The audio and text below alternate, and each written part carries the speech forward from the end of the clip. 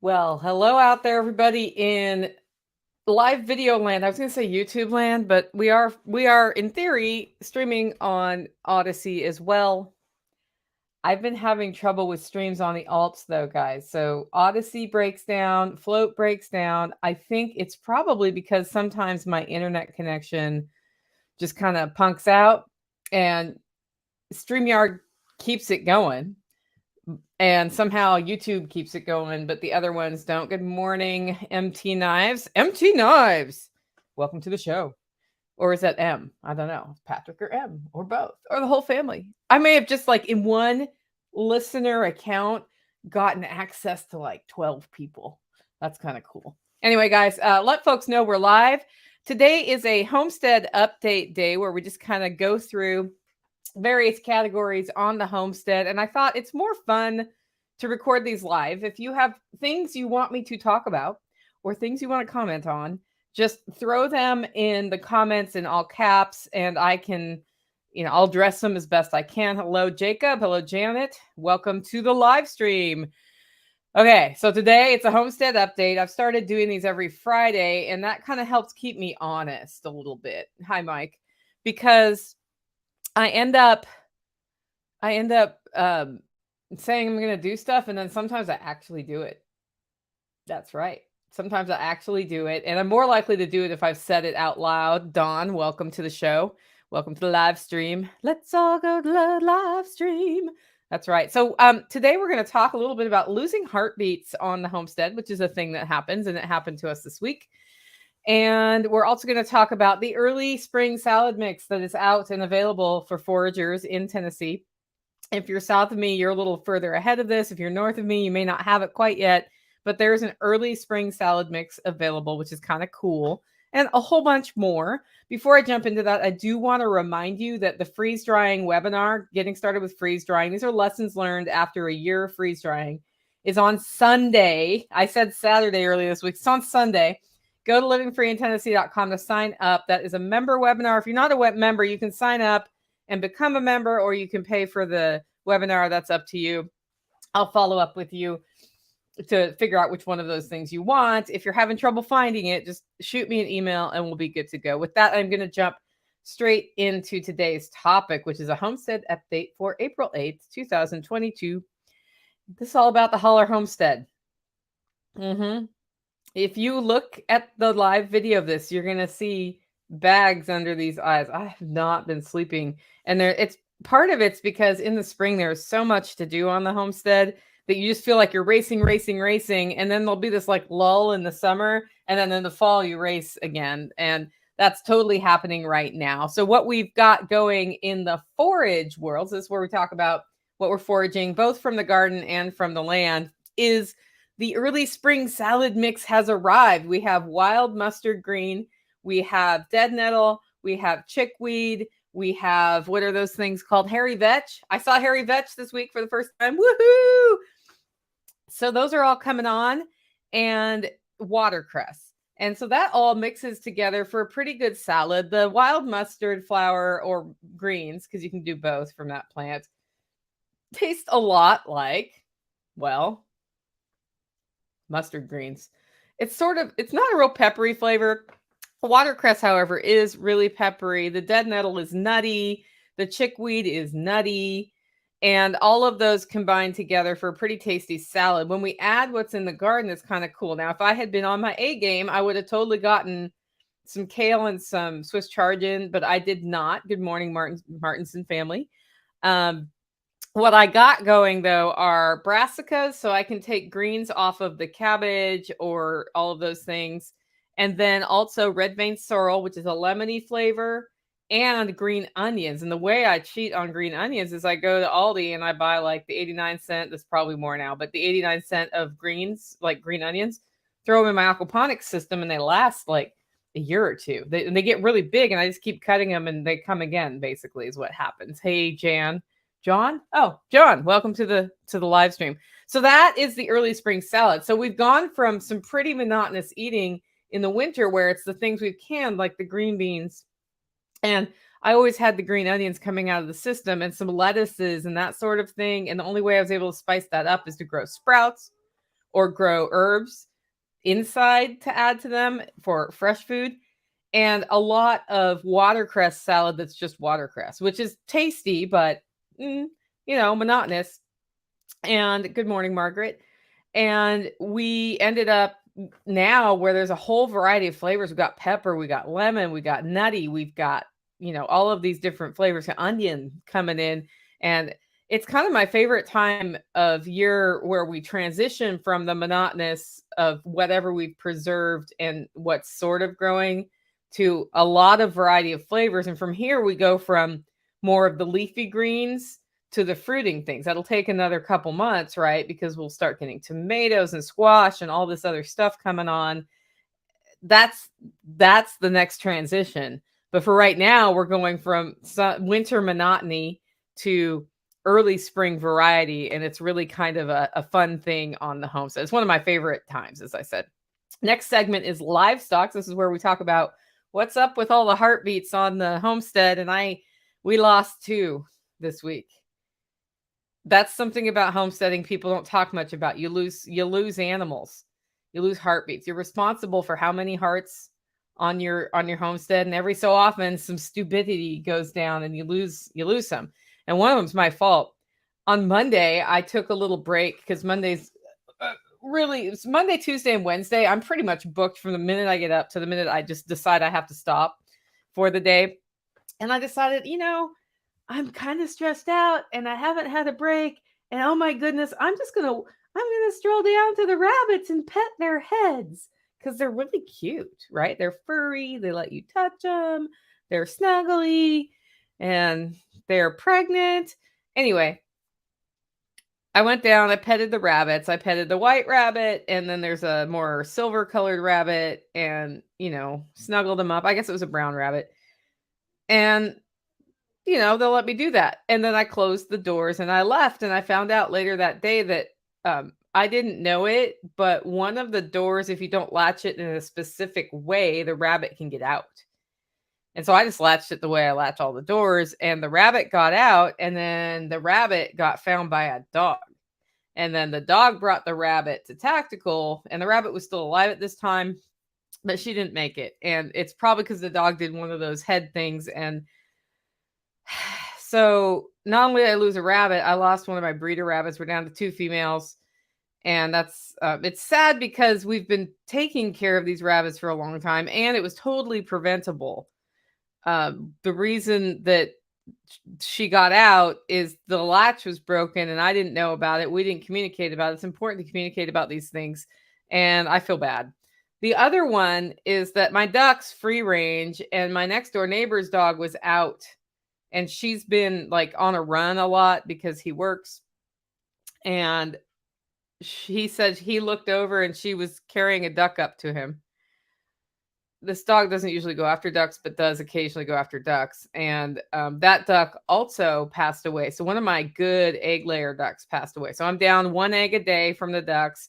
We're not going to have the litter of rabbits from the rabbits. And now I just have 1 pregnant rabbit that we're hoping will give us more rabbits. I may end up looking or sourcing another breeder rabbit, or we may turn some of the offspring from these rabbits that are coming out into another, choose a mama rabbit, because I do want to increase the rabbit production here, both for human consumption and for feeding dogs and cats if we need to feed dogs and cats from what we're growing here. And if we can augment their food, that actually reduces the need to buy the dog food. And the more I get in, dig into commercial dog food, I think it's causing it, not super good for them. I mean, it's not, they live a long time on it, right? But we're getting liver cancers, pancreatic cancers, all sorts of things. And it's either because they live a lot longer when they're being taken care of by us, or there may be something in what the environment we provide for them that is leading to some of these weird cancers, joint inflammation, all of that good stuff. And so more and more, I've been looking at how hard is it to maintain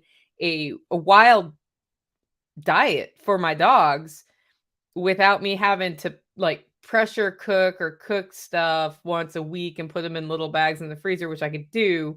But if I can just here's a rabbit, done, right? That's not as hard as Here's the rabbit. I processed the rabbit. I cooked the rabbit. I put it in little packets for each day of the week. And then so looking to do more of a raw diet that's like seriously a raw diet. And we'll see how that goes. But in order to do that, I have to not kill the rabbit by petting their head on a Monday. No fun at all. Okay, next segment. Oh, also, we got the 2-year land agreement in place with our next door neighbor to run sheep on pasture. So we have not only my 3.2 acres, which aren't really pastured out, but we also got access to the acreage next door, which is, I think, 16 acres of pasture, which is great. By the way, Tactical, if you're listening to this, Chestnut needs to go to the bathroom and she's whining. So I'm hoping you can come up and let her out.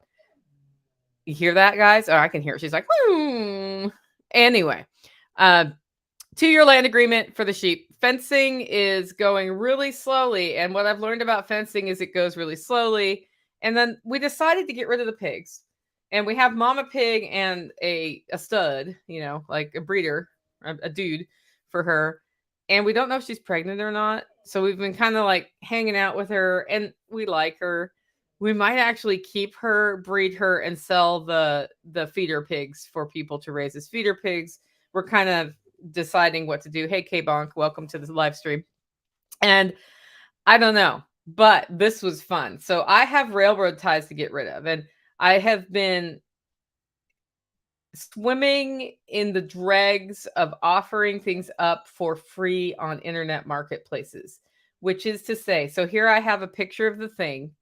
I have a description of the thing, and I explain the things that are a pain in the butt about the thing. And I say it's free, though, if you want to come get it.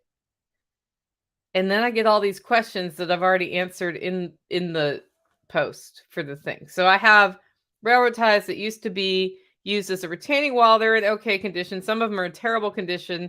Anybody who wants to come get them can come get the ones they want. And anything that's left, I'm basically going to light on fire or take to the dumpster or something. I don't know. They have rebar sticking out of them, though, because the rebar was holding them into the ground for the retaining wall. Rebar makes it hard to move them. We haven't had time to use the grinder on it to cut them off. That may actually happen over time just because is what it is, right?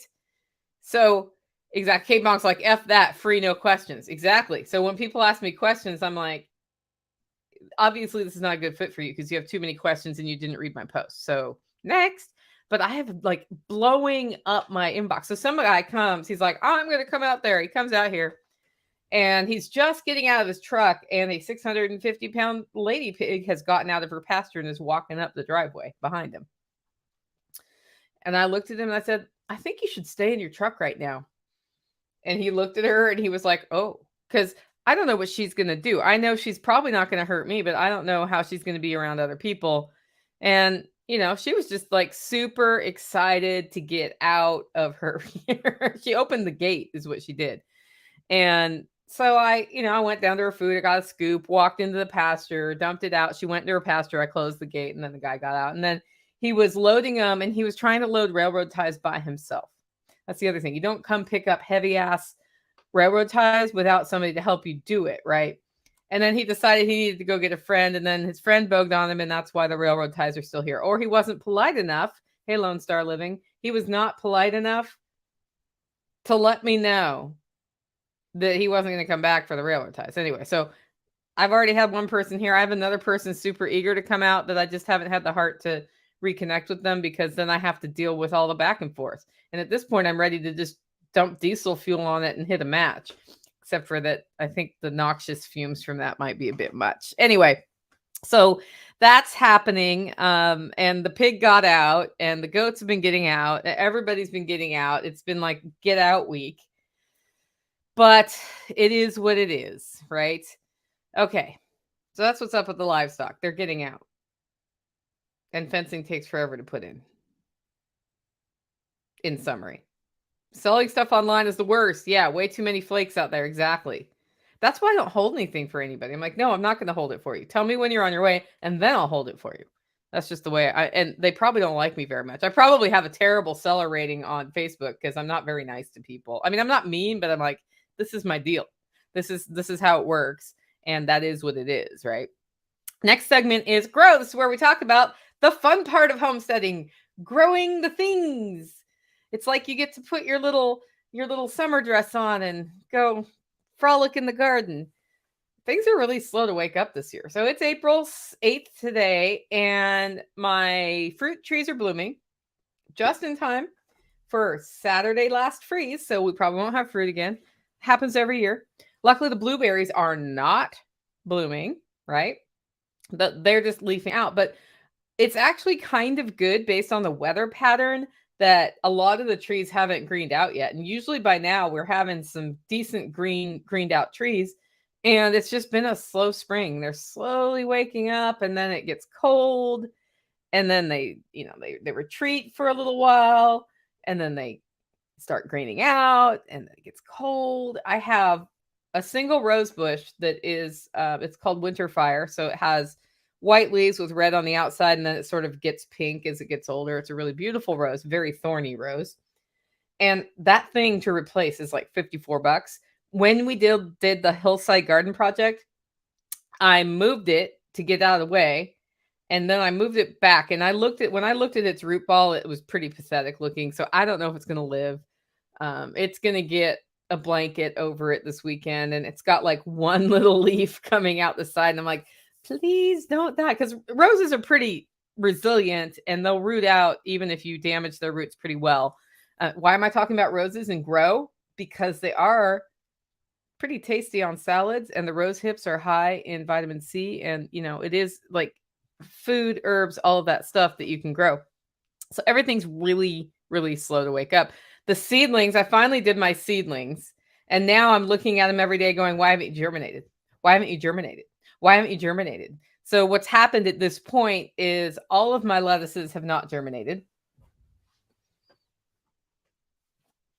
That big silence for people listening to the audio podcast is me looking irritated, because lettuce usually germinates in like 2 days for me. Not this time. And I think it's something to do. I have my heating mats on a timer, because I've found with peppers and tomatoes that if you cycle through on the heat, it also helps them germinate. My tomatoes are up. My herbs are up. I have a lot of herbs this year and flowers. Those are all up.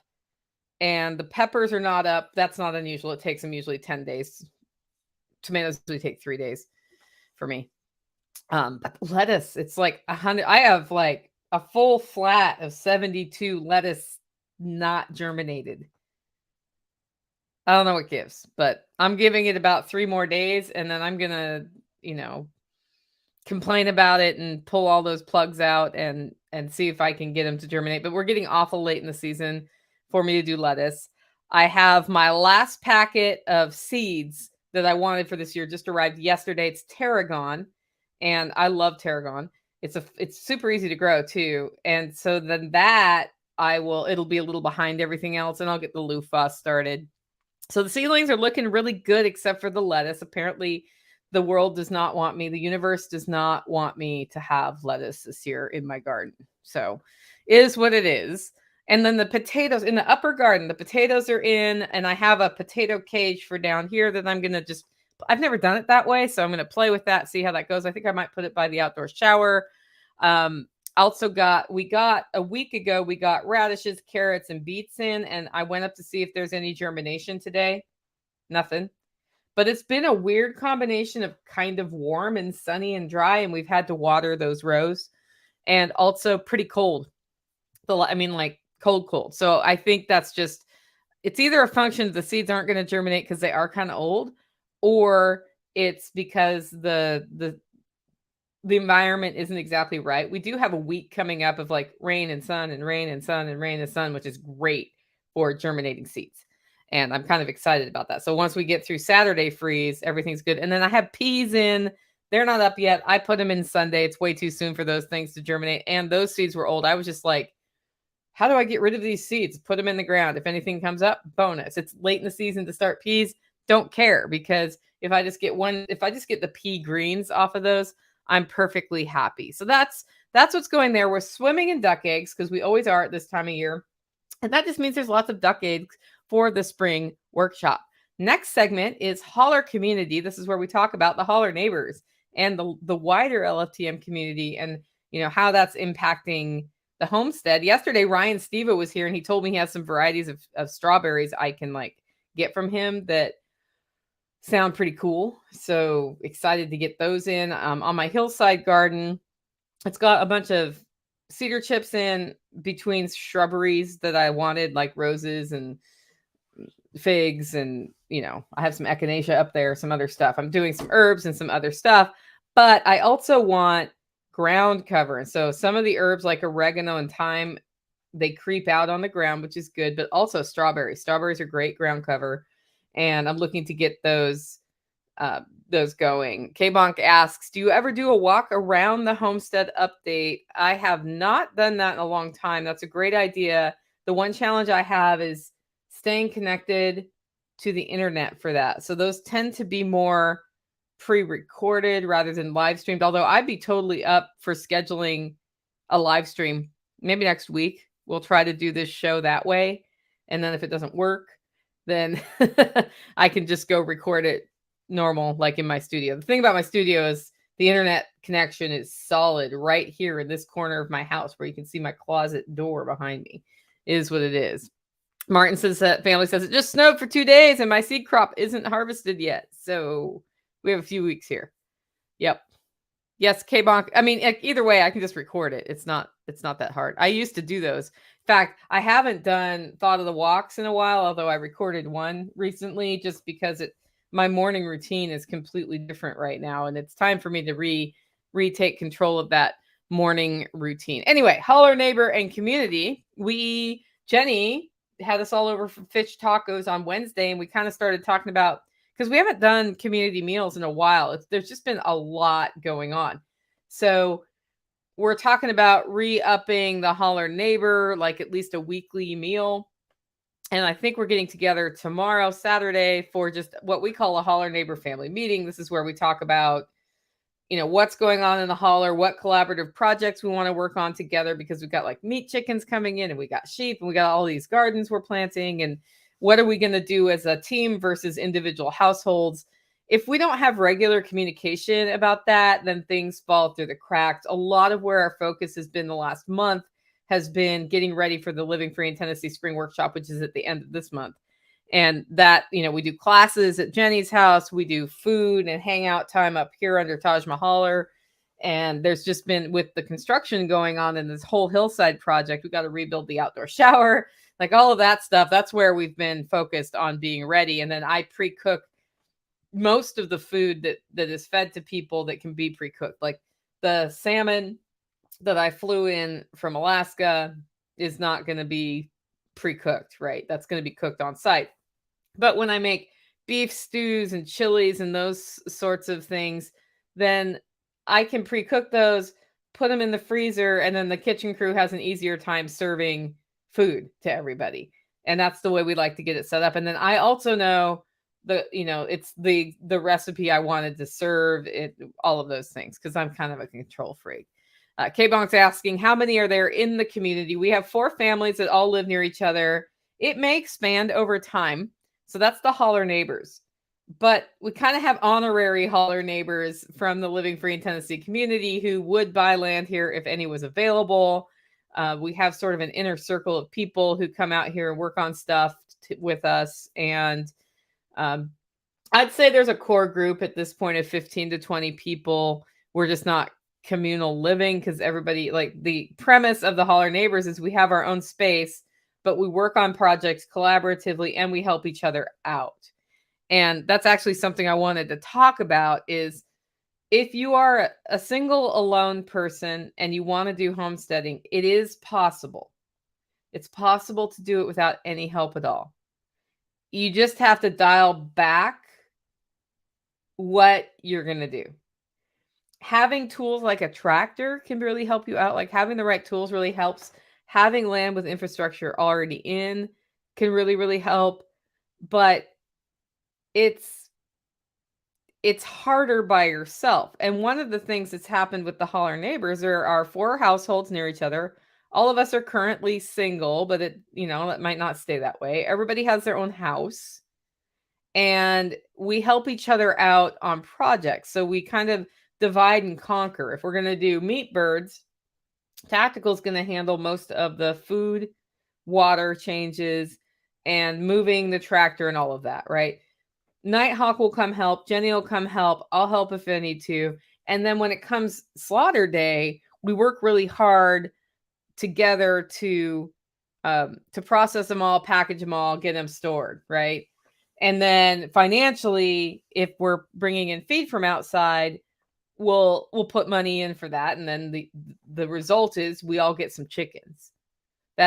And those sorts of projects have worked really well. And then sometimes somebody's really interested in something, like Tactical and I are really interested in sheep. And so we're doing sheep. I don't know the extent to which other hauler neighbors want to be involved with that. And it's okay if they're not. If they just want to buy the meat for me, they can buy the meat for me. That's fine. If they want to be involved and kind of benefit from that, they can do that too. The cool thing about sheep is they live on grass, and grass grows really well here. Hey, Jeff, farmer hauler neighbor here. Hope all is well. Awesome. Former hauler neighbor. Oh, Jeff. I know who you are. Hi, Jeff. You were a hauler neighbor. We've had you on one of our live streams. Hope you're doing well. I haven't heard from you in like a year and a half. You would not recognize this place. I built this huge structure right in front of my house. It's a big clear roof.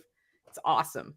This is why I should do a tour so that Jeff can see what happened out here. Okay. Anyway, so homesteading solo, if you can find people nearby who will work on stuff with you, that's super helpful. And before I had the hauler neighbors, I had my friend Carly who was willing to come help. My friend Michelle has helped me on some things. I've had people help me the whole time, especially when there's a big project to do, and I'll pay them, like I would pay them. Some people do it in trade. It's just that doing this alone is hard. And so if you're thinking about doing it alone, think about how you can integrate help, and don't be like mad at yourself for needing help. Because a lot of people think they can just come out here and do this, and it's not as, and they feel guilty when they need help. And I'm like, I've needed help the whole time on and off. There's stuff that it's bigger than me. There's stuff that's bigger than me. Speaking of which, there's been some negative freaking energy around here. And I had the hauler blessed yesterday. Was it yesterday? Yeah, yesterday had the hauler blessed to focus on bringing in the positive and replacing it with the negative, because we've had a lot of flukish stuff going on with injuries and breakages and other stuff. And you could blame that on it just is what it is, right? But I don't think so. I felt this pressure and this negativity, and I just was like, we gotta take control of this. We gotta take ownership for this, and it's bigger than me. So we brought in some outside help on that. I'll let you know how that goes in another week or two. We'll see if we're still having the issues. I don't feel as heavy here anymore, though, and that's really important. And that was somebody we just found through the community. We've done all the car trades, so this was funny. One of the things that happened last week is everybody's car broke except for a couple of them. And the way the hauler neighbors work together, and I thought this story would be fun because Jenny's car broke, Tactical's car is broken. My car is it needs a new axle, but not super urgent, but it'll get one. So at this point, we have 4 households and 3 cars by Friday last week because of all the flukish things going wrong with cars. And understand that 3 of us have 2 cars each. So that's a lot of cars out. And what happened is Jenny needed to be in Nashville. Nighthawk needed to be in Lebanon. And Tactical needed to be able to go to an appointment in Cookeville all on Saturday. And Tactical has his Yoda, which is like a 4-wheel drive thing. Nighthawk has his car, and I had my Chevy Tahoe. So we did this whole musical. We're like, which car is best for which service, purpose. And Jenny ended up driving Nighthawk's car because it gets better gas mileage. She was going further. Nighthawk took my Tahoe because he was doing like carpentry work anyway with somebody, so you can put stuff in my Tahoe. And then Tactical took the Yoda into Cookeville, and it all worked out. I was stuck here with no car. So we're addressing car issues. We'll be putting a head gasket in the Mighty Mouse, and hopefully some of these cars will come back. Now, since then, Jen has a new car, and she has her broken car for sale. If anybody wants a broken ass car, buy it from Jenny. but know that you're getting a broken car. She's been having the same thing with Facebook. Like, does it work? Well, it says in the description it does not work and that you have to tow it. Anyway, looks like Jeff said a friend and Ani a friend and I are looking at land closer or even splitting a larger property for that reason. We intend to share a tractor, smokehouse. Exactly. The cool thing about having holler neighbors is we can all use the freeze dryer. That's kind of an expensive thing, and you only need to have one versus, everybody has their own tractor. Everybody has their own everything. I have a log splitter. Everybody uses the log splitter. It got broken. It got used so much. So we need to get some welds fixed on that. And then, of course, the cool thing about having next door neighbors is they live close to you. And so my weekly milk share is picked up by Nighthawk because it's right by where he works. So I'll be getting, I don't have to make a special trip for that, which means I don't have to spend the gas for that, which wasn't a big deal because it's just like I do errands and then it's there, but I don't have to like schedule in some sort of weekly errand run, which works for me. Okay, guys, the next segment is infrastructure. This is where we talk about stuff we're building here and putting in to take care of the homesteading world. Imagine buying a homestead where you have all of your infrastructure. Imagine what that would be like. I didn't get that though. So I really could use a perimeter fence, and that's a big push that we've been working on, but it's going to take probably a couple more years to get that in, I would guess, unless I come upon a stash of 20 grand that I can put in on fencing and just pay somebody to get it done. That hasn't happened. So, and if I came upon a stash of 20 grand, I don't know if that's where I'd put it. Just depends on the overall plan. But the outdoor shower is being rebuilt. It used to be down right outside my window. I'm looking where it used to be. It used to be down, and there's a drain in the floor right next to the house where we have hot and cold water coming out to the hose spigots. There's 2 spigots. And when we put in Taj Mahal, which is a 30 by 50 foot structure with a clear roof where I can do events under it comfortably, we had to take that all out to get it out of the way to put the stuff in. And as I was looking at the layout of what we ended up with, I thought, that corner where the outdoor shower is, I'd really like to have access to that. That's going to be where we serve the coffee corner for events. And then just having access to a countertop there would be nice if I want to use it for working on potted plants and that sort of thing, and have a sink where I can rinse stuff. Well, so then I'm like, hey, Tactical, let's put the shower up. I got a frown from that one.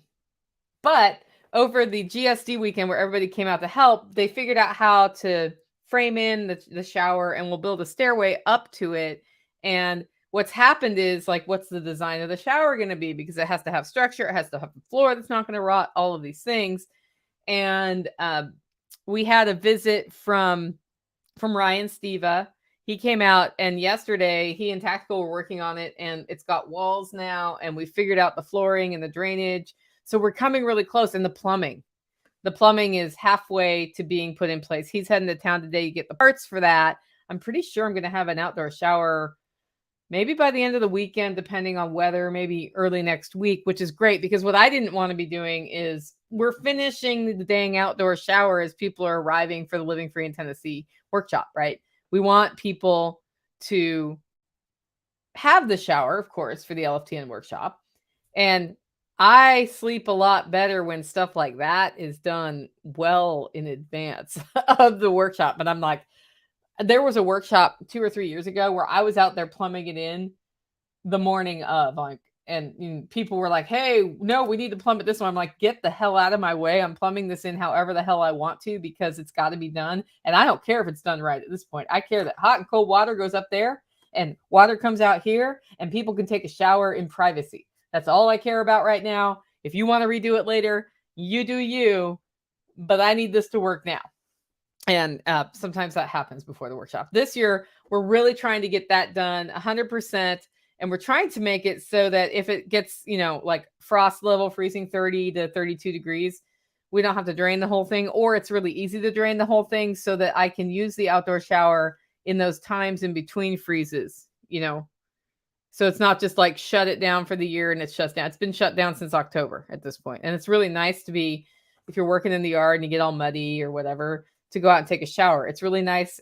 Some summer nights, to take a shower under the stars. It's really nice some fall nights when it's cold outside to have a hot shower outside and look at the stars. And you if you ever put in an outdoor shower at your homestead, you will not regret it. That's all I'm saying. You will not regret it, because there's so many reasons you like it. Wash the dogs out there and all their hair's out there and not in my bathtub, lots of practical reasons, but there's also just an enjoyment factor there. So that is coming along really well. And then we still haven't put our living fence seeds in the ground, and we're getting to the point where it's almost too late. So I'm going to have to figure out where we're doing it, how we're doing it, and probably dedicate an hour or two this weekend to starting that process. And then once we get, and I kept saying, anyone wants to come out and help can, and then, we'd get super busy or something would break. And it's that typical homestead thing where you're like, I'm going to do the project. I'm going to do this other project that's suddenly more important. I'm going to do this other project. It was like, boom, boom, boom, like getting hit from all sides. Okay. The final segment of today is all about finances, where we talk about the financial piece of homesteading. The reason I put this in here is a lot of people don't think about that. It's a lifestyle, right? And you can set up your homestead to cost you $40,000 a year and not bring anything in. And that's a really bad idea. I think it's important as homesteaders to not be afraid of money. And Dawn calls that homestead ADD. Exactly, Dawn. I think it's really important to think about the finances of your homestead. And I meet a lot of people in this world who they kind of don't like money. They're kind of afraid of money. They kind of think it's oogly. Money is a tool. It's a tool of measurement. It's a tool that allows you to do value for value exchange with other people. So like if you want to trade coffee for meat with me, we can do that. But if what you have is not something I want, but you want my coffee and you give me money for it, I will use the money for something else that I do want. And there's nothing icky about that. And there's no reason you shouldn't make money on the hard work you're putting in your homestead. And it's hard when I have these talks with people, I can see the looks on their faces like, but if we had a world without money where everybody was a gifting society or any of these other ideas, life would be better. We're not in that world. And that means that if you undervalue what you're producing with other people, it doesn't mean be predatory. But if you're undervaluing it, you end up working for other people because you made bad deals. This is what I mean by that. If you make a deal to sell your eggs for $1.50 a dozen, and it costs you $2 a dozen to produce those eggs, which it may cost you $2.50 a dozen, right? And by cost, I don't mean just feed. I mean feed, electricity, some portion of the infrastructure that you have to maintain, and your time. If you've got $4 a dozen in on those chicken eggs and you're only charging $1.50, that unrecouped cost is you working for somebody else and not getting paid for it. And I know that can be hard, but it's important to analyze things that way so you know. I know when we raise meat birds, if we bring in external feed, that it costs about $12.50 a bird. And I sell my birds for about $25.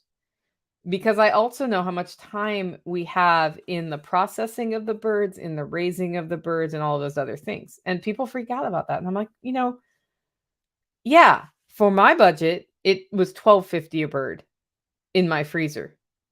And my time. And that's how I keep my costs down, right? But if I'm going to sell it, I need to be paid for my time. And when I'm buying things, like when I buy a half a cow and somebody's like, that'll be $3.50 or $4 a pound or whatever their price is for the grass-fed, well cared for animal. Okay, fair enough. It's $25 a bird if you buy it from me, right? And that might go up this year. We're actually looking at ways to not use external feed to kind of bring that cost down, but feed's going to go up this year. Feed's already gone up $2 a bag.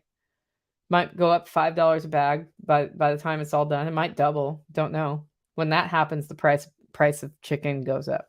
I'm not even going to talk about the avian flu thing because until it's hitting us, is what it is. And if we can't get our meat birds or can't raise our meat birds because of the avian flu, more aggressive rabbit husbandry is going to happen around here. I don't know what y'all are doing, but I mean, we'll eat more beef. It's is what it is. We do the best we can with what we have, and spending a lot of time worrying about the problems that are happening. The only thing I need to know is that is happening. I don't need to worry about it. I need to know what my backup plan is. I need to think about things differently. I need to think, how can I get chickens here that I can breed with each other so I can grow my own meat birds if that happens, right?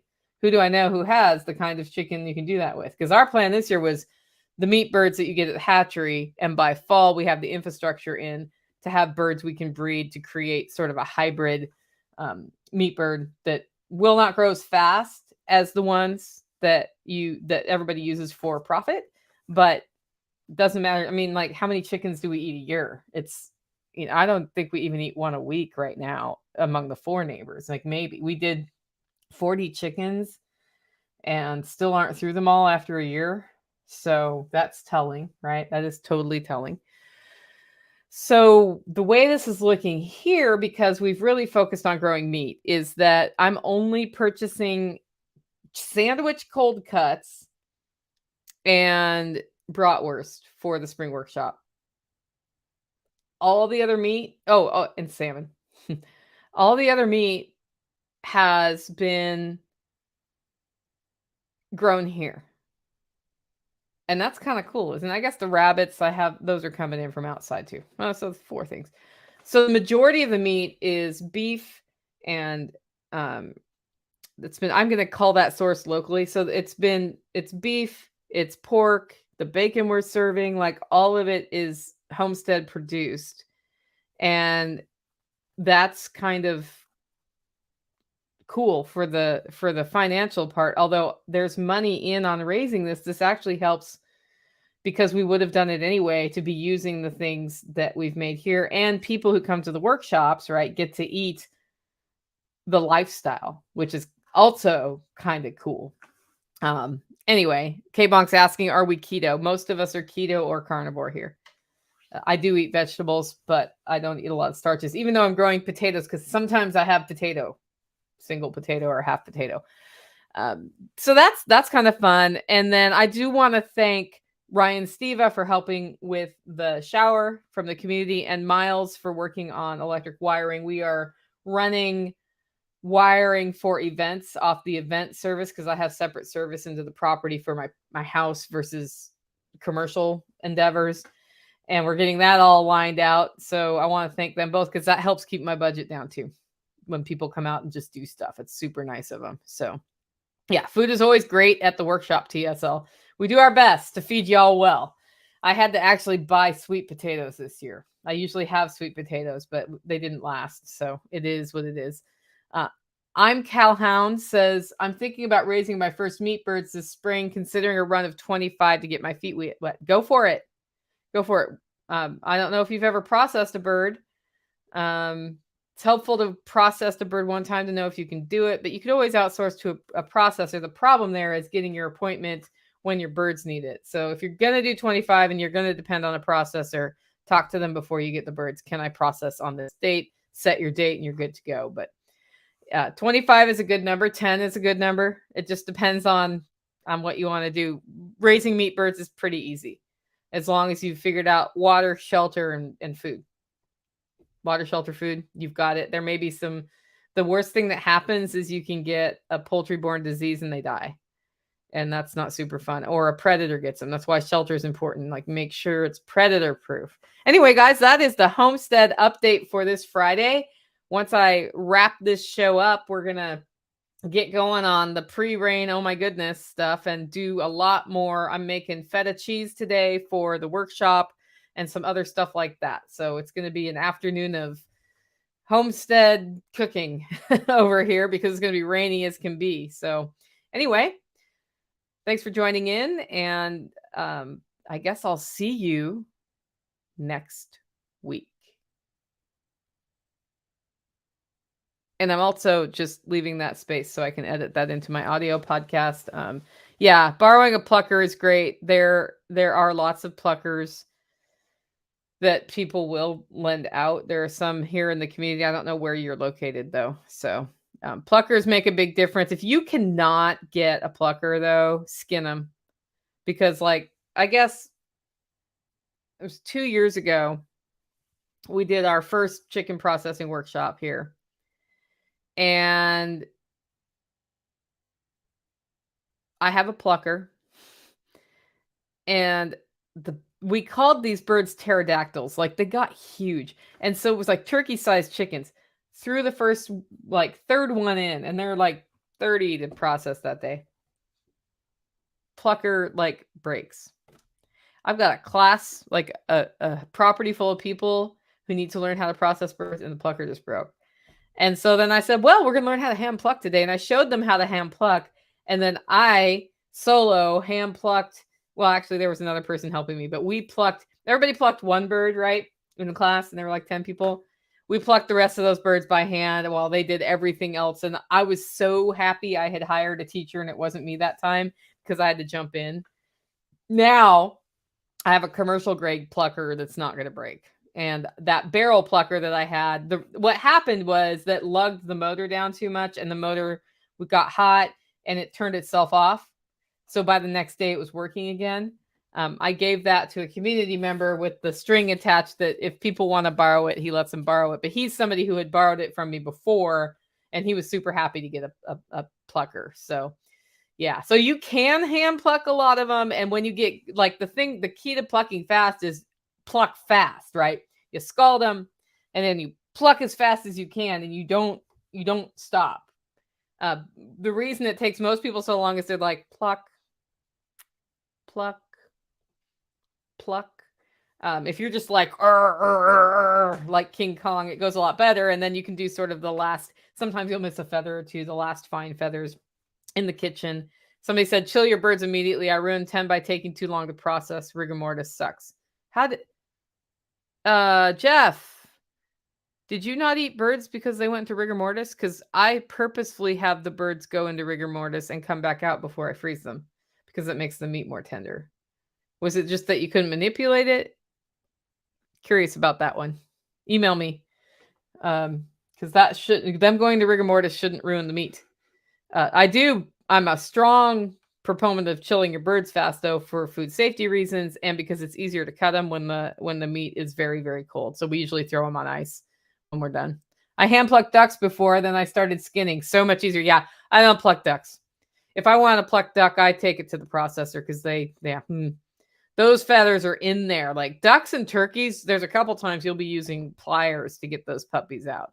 Anyway, guys, thanks for joining in, and we will see you next week for the next Homestead update. Make it a great weekend.